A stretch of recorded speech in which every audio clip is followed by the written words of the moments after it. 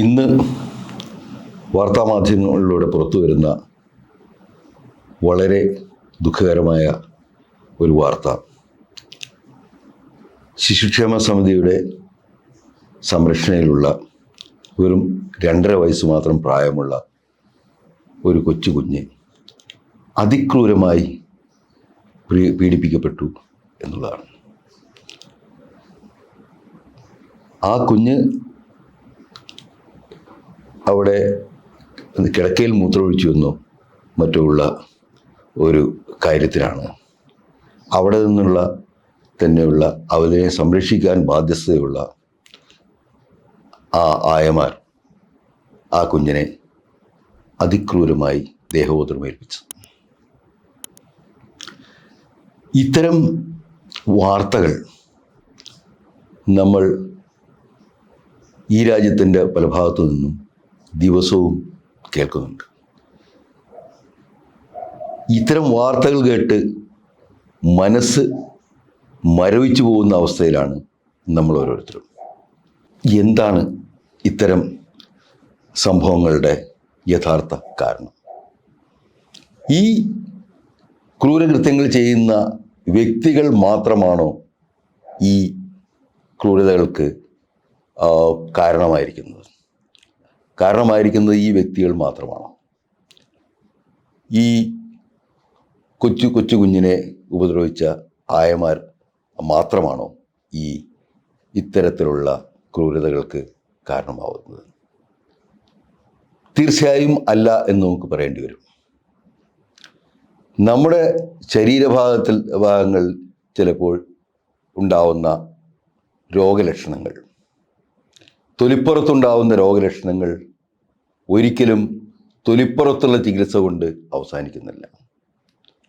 അത്തരം ലക്ഷണങ്ങൾ പലപ്പോഴും ശരീരത്തിൻ്റെ പ്രധാന അവയവങ്ങളെ ബാധിച്ചിരിക്കുന്ന കരളിനെയോ ശ്വാസകോശത്തെയൊക്കെ ബാധിക്കുന്ന വലിയ രോഗങ്ങളുടെ ഉദാഹരണങ്ങളാണ്, അതിൻ്റെ പുറത്തേക്കുള്ള മാനിഫെസ്റ്റേഷൻസാണ്. അപ്പോൾ ഇത്തരം സംഭവങ്ങൾ സമൂഹത്തിൽ പെരുകുമ്പോൾ കൊച്ചുകുട്ടികളോടും വൃദ്ധരോടും അനാഥരോടും തെരുവിൽ ജീവിക്കുന്നവരോടുമൊക്കെയുള്ള ക്രൂരത അതിരുവിടുന്ന സമൂഹത്തിൽ നമുക്ക് മനസ്സിലാക്കാൻ സാധിക്കുന്ന ഈ ക്രൂരതകൾ ഈ സമൂഹത്തിൻ്റെ അകത്ത്, സമൂഹത്തിനുള്ളിൽ, സമൂഹത്തിൻ്റെ ഏറ്റവും പ്രധാനപ്പെട്ട അവയവങ്ങളിൽ ബാധിച്ചിരിക്കുന്ന മഹാരോഗത്തിൻ്റെ പുറത്തേക്കുള്ള തള്ളിച്ചകളാണ്. ഈ തരത്തിലുള്ള അക്രമങ്ങൾ, ഇത്തരത്തിലുള്ള മാനസിക വൈകല്യങ്ങൾ, ഇത്തരത്തിലുള്ള അധമവാസനകൾ നിയന്ത്രിക്കണമെന്നുണ്ടെങ്കിൽ അതിന് ചികിത്സ വേണ്ടത് തൊലിപ്പുറത്തല്ല. അതിന് ചികിത്സ വേണ്ടത് ശരീരത്തിന് അകത്ത് തന്നെയാണ്. സമൂഹ ശരീരത്തിനകത്ത് ബാധിച്ചിരിക്കുന്ന മഹാരോഗങ്ങളുടെ ഇത്തരം പ്രകടനങ്ങളെ നമ്മൾ അതേ ഗൗരവത്തോടുകൂടി തന്നെ കാണേണ്ടിയിരിക്കുന്നു. ഈ സംഭവം ഇന്ന് നടക്കുന്നത് ഈ കുട്ടികളെ സംരക്ഷിക്കേണ്ട അനാഥരായിട്ടുള്ള കുഞ്ഞുങ്ങളെ സംരക്ഷിച്ച് വളർത്തി അവരെ സമൂഹത്തിലേക്ക് നല്ല പൗരന്മാരായി തിരിച്ചുവിടാൻ വേണ്ടി ഉദ്ദേശിച്ചിട്ടുള്ള ഈ ശിശു സംരക്ഷണ സമിതിയുടെ അഭയകേന്ദ്രത്തിലാണ്. ഇക്കാര്യം വളരെ വിശദമായി തന്നെ പരിശോധിക്കപ്പെടണമെന്നും ഇതൊരൊറ്റപ്പെട്ട സംഭവമാണോ എന്ന് പ്രത്യേകമായിട്ട് പരിശോധിക്കേണ്ടതുണ്ട്. ഇതുപോലെ മുൻ അവസരങ്ങളിൽ സംഭവിച്ചിട്ടുണ്ടോ? ഇതേ ആളുകൾ തന്നെയായിരിക്കുമല്ലോ ഈ മറ്റു കുട്ടികളെയും സംരക്ഷിക്കുന്നത്. അപ്പോൾ ഇത്തരത്തിൽ സംരക്ഷണ കേന്ദ്രത്തിൽ വെച്ച് തന്നെ മറ്റു കുട്ടികൾക്കും ഇതുപോലെയുള്ള അനുഭവങ്ങൾ ഉണ്ടായിട്ടുണ്ടോ? ഈ സംരക്ഷണ കേന്ദ്രം തന്നെ ഒരു തടവറയായി മാറുകയാണോ എന്നുള്ള കാര്യങ്ങളൊക്കെ വ്യക്തമായി അന്വേഷിക്കേണ്ടതുണ്ട്. അതൊരു പ്രധാനപ്പെട്ട കാര്യം.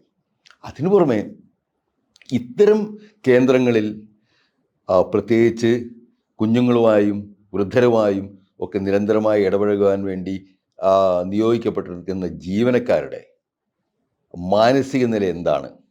അതുപോലെ തന്നെ ഇത്തരത്തിൽ ഉള്ള സംരക്ഷണത്തിന് അവർക്കാവശ്യമായ പരിശീലനം ലഭിച്ചിട്ടുണ്ടോ എന്നുള്ള കാര്യങ്ങളെല്ലാം നമ്മൾ ഉറപ്പാക്കേണ്ടതുണ്ട്. അതിനാൽ തന്നെ ഈ സംഭവം കേരളത്തിലെങ്കിലും കേരള മനസാക്ഷിയെങ്കിലും ഉണർത്തേണ്ടതുണ്ട്. അതുപോലെ ഈ സംഭവം വിരൽ ചൂണ്ടുന്നത് പ്രധാനമായും ഇത്തരം സംരക്ഷണ കേന്ദ്രങ്ങളിൽ നമ്മൾ പൊതുസമൂഹവും സർക്കാരും ആവശ്യം സ്വീകരിക്കേണ്ട പ്രധാനപ്പെട്ട മുൻകരുതലുകളെ കുറിച്ചാണ്. ഈ സംരക്ഷണ കേന്ദ്രങ്ങളിൽ വയോജനങ്ങളെയോ അല്ലെങ്കിൽ കൊച്ചു കുഞ്ഞുങ്ങളെയോ സംരക്ഷിക്കാൻ വരുന്ന ആളുകൾ അവരതിന് പ്രാപ്തരാണോ, അവർക്കതിനുള്ള മാനസികാവസ്ഥയുണ്ടോ എന്നുള്ള കാര്യങ്ങളും വ്യക്തമായി പരിശോധിക്കപ്പെടണം.